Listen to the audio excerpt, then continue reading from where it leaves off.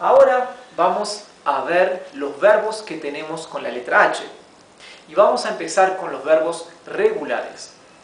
Now we will see the verbs that we have that begin with the letter H, and we will begin with the regular verbs. Vamos a ver tres verbos nuevos. We will see three new verbs. Tenemos el verbo hablar. We have the verb to speak, hablar. El verbo hinchar, to swell, hinchar, to swell. Y el verbo ojear. Ojear means to page through, okay, or to leaf through a book. It's a very, very common verb. So all these are very common verbs, right? So I have chosen those because it's worthwhile to learn them, right?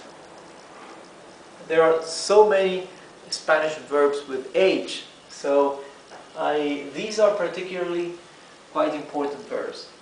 Hablar, to speak, for example, estamos hablando en español. We are speaking in Spanish. Or ella no me quiere hablar. She doesn't want to talk to me. Right? Or estás hablando demasiado alto. You are speaking too loud. So hablar can be to speak and to talk. Okay? So you can see how important this verb is. The verb hinchar, to swell. Estoy hinchado. I'm swollen. Mi brazo está hinchado. My arm is swollen. You can say, mi pie se está hinchando. My foot is swelling. Right? Also, there is a noun. Look at this noun. The noun hincha. Hincha is a noun and it means a fan. Hincha is the Spanish word for fan. For example, I can say, yo soy hincha de Uruguay en el Mundial. I am a fan of the Uruguay team in the World Cup, okay? Or whatever you are a fan of, you are hincha, right? So remember, hincha is the word for fan. However, in Spanish, we still use the English word a lot, fan, okay? Okay, and ojear. Ojear is to leaf through or to take a look at something. For example, estoy ojeando un libro. When I take a book, right, and instead of reading it thoroughly, I'm just leafing through to take a quick look at it, right? Estoy ojeando una revista. I'm taking a quick look at the magazine. Okay? So that is ojear. Ojear. When we are not precisely reading thoroughly something, but we're just giving a quick look at something. Ojear. It comes from the noun hoja. Hoja is a leaf, right? Can be a leaf, a sheet of paper, and can be also the leaves of the trees. Yes?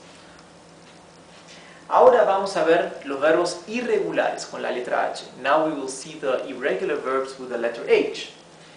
Tenemos estos cuatro verbos irregulares que son muy importantes. We have these four irregular verbs that are very important.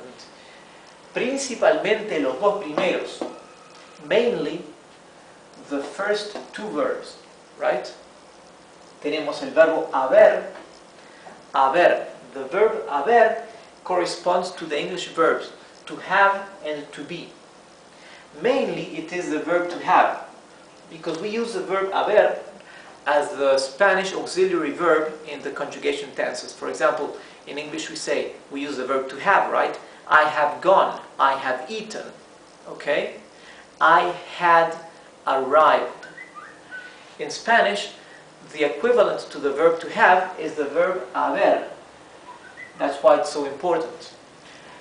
But haber is also used as the verb to be in one particular situation. When we say there is or there are, right? The Spanish equivalent for there is or there are is hay. Okay? And this is a special conjugation of the verb haber. So, if you want to say there is or there are whatever or there were, we use the verb haber.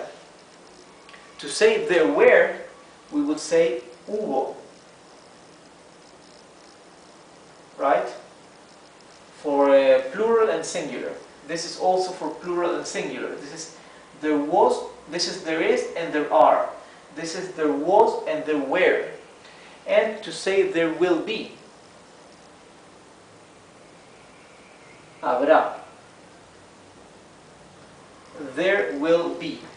Habrá. Okay? These are three special conjugations of the verb haber. Okay? So remember to say there was, there is, there will be, there were, there, all that, we use the verb haber. Another important verb is hacer. Hacer means to do, and hacer means to make. So we do not have this distinction between to do and to make as we do have in English, okay? We just have the verb hacer for both verbs, okay? So I can say, estoy haciendo una casa, I am making a house. Of course we have a verb to say to build, that is construir. But we can also say to make, hacer una casa. Estoy haciendo una torta, I am making a cake. We can also say I am cooking a cake or I am baking a cake. We can say estoy cocinando una torta or estoy horneando una torta. But the verb hacer is also appropriate there, right? So the verb hacer is a verb that can be used in so many situations, and that's why it is such an important verb, okay? You can also say, don't make any noise, right? No hagas ruido, no hagas ruido. So you can imagine in how many situations we can use this verb. We have also the verb herir.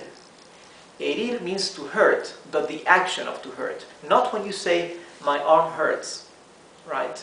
No, the action. Like when I say, he hurt her, right? He hurt her. Él la hirió. Or, I hurt my leg. Me herí la pierna, okay? Herir. Or, you can say, this is very hurting. Esto es muy hiriente, right? It's an irregular verb, and we'll see how to conjugate this later. There is a synonym word for herir, which is a bit more colloquial, right? And perhaps it's more used, which is lastimar.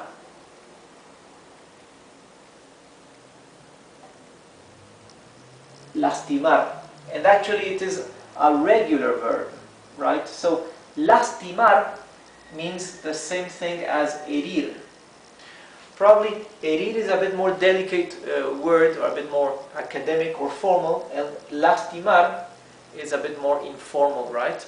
But it's more used. And another verb is hervir. Hervir, I put these two together because although these two verbs are irregular, their conjugation is identical, right?